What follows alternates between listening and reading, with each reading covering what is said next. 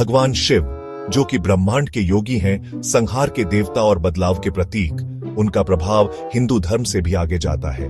हालांकि मुख्य रूप से उनकी पूजा भारत में होती है, उनकी छवि, उनके विचार और उनके गुण दुनिया के अलग अलग धर्मों और संस्कृतियों में देखे जा सकते हैं। हमारे साथ जुड़िए और देखिए कि कैसे शिव जैसे रूप अलग अलग धार्मिक मान्यताओं में दिखाई देते हैं।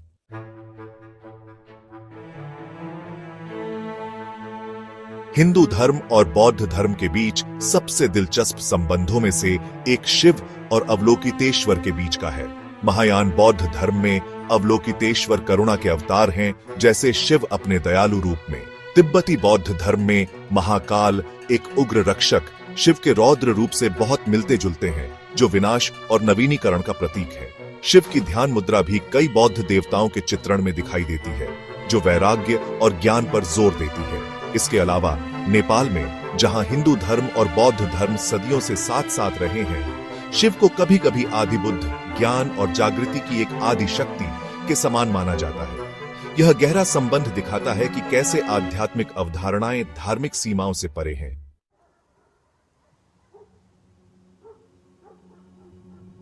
संगठित धर्म से बहुत पहले दुनिया भर की आदिवासी संस्कृतियां शिव जैसे देवताओं की पूजा करती थीं। प्रकृति, परिवर्तन और जीवन और मृत्यु के संतुलन से जुड़े प्राणी।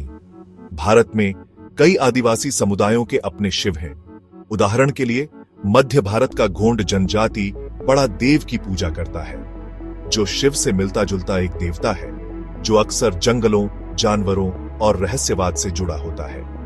भारत के बाहर प्राचीन सेल्टिक देवता सेर्नुनोस, जिन्हें अक्सर जंगली बालों, एक सर्प और ध्यान मुद्रा के साथ चित्रित किया जाता है, पशुपति, पशुओं के भगवान के रूप में शिव से मिलते जुलते हैं। इसी तरह योरुबा परंपराओं में पूजे जाने वाले अफ्रीकी देवता शांगो विनाश और नवीनीकरण की एक शक्तिशाली शक्ति है, ठीक उसी तरह जैसे शिव अपने तांडव के ब्रह्मांडीय नृत्य में है। ये समानताएं बताती हैं कि कैसे शिव का सार, चाहे ध्यानस्थ तपस्वी के रूप में हो या उग्र रक्षक के रूप में, कई संस्कृतियों के दिलों में मौजूद है।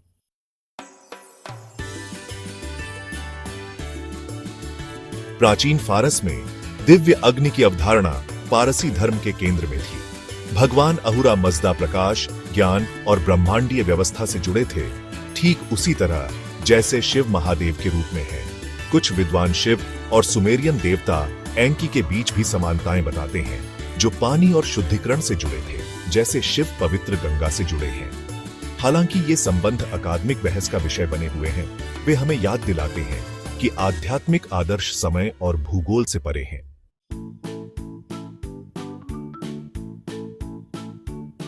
सदियों पहले हिंदू धर्म दक्षिण पूर्व एशिया में फैला था और शिव की उपस्थिति कंबोडिया जैसे देशों की कला और परंपराओं में गहराई से समाहित है। इंडोनेशिया और थाईलैंड।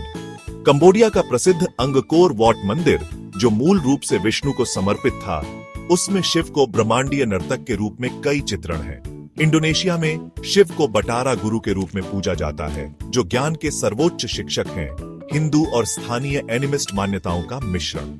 थाईलैंड में भी, जहां बौद्ध धर्म प्रमुख है, ब्राह्मण मंदिरों के अनुष्ठानों में शिव के प्रभाव के निशान देखे जा सकते हैं। और फ्रा इस्वान, शिव का एक स्थानीय संस्करण की मूर्तियां। ये ऐतिहासिक संबंध दिखाते हैं कि शिव का प्रभाव भारत की सीमाओं से बहुत दूर तक कैसे पहुंचा।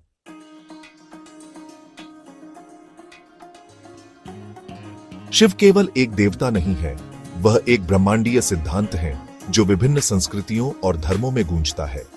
चाहे बौद्ध धर्म में हो, आदिवासी परंपराओं में, प्राचीन फारस में या दक्षिण पूर्व एशिया में, उनका सार अलग अलग रूपों में प्रकट होता है, जो हमें दिव्य ऊर्जा की सर्वव्यापकता की याद दिलाता है।